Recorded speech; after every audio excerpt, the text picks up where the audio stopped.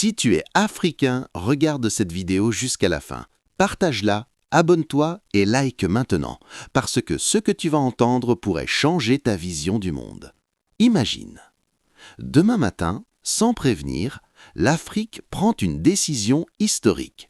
Plus aucune ressource ne sort du continent. Pas de pétrole, pas d'or, pas de cobalt, rien. Pendant 30 jours. Que se passerait-il ? Au début, personne ne panique. Les stocks existent encore, les marchés restent calmes. Mais très vite, les premières fissures apparaissent. Les usines ralentissent, certaines s'arrêtent complètement. Pourquoi ? Parce que sans cobalt, impossible de produire certaines batteries. Sans pétrole, les coûts explosent.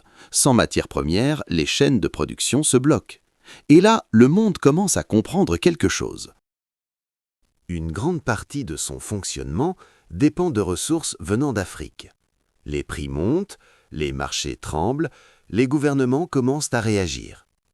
Maintenant, pose-toi une question.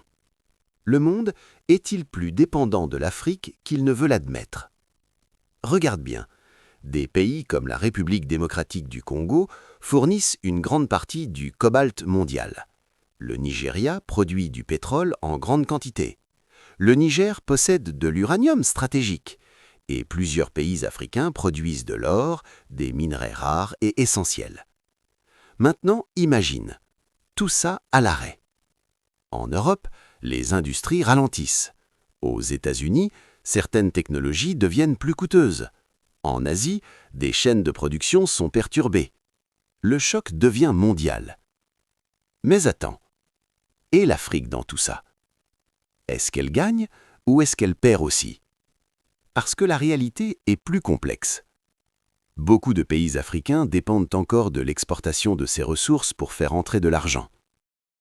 Donc, si tout s'arrête, les revenus chutent aussi, les économies ralentissent. Alors, qui perd vraiment dans ce scénario ? Le monde ou l'Afrique ? Ou les deux ? Et c'est là que tout devient intéressant, parce que cette situation montre une vérité que peu de gens comprennent. L'Afrique a un pouvoir énorme, mais ce pouvoir est limité par la manière dont ses ressources sont utilisées. Si ces ressources étaient transformées localement, si l'industrie était plus développée, l'impact serait totalement différent.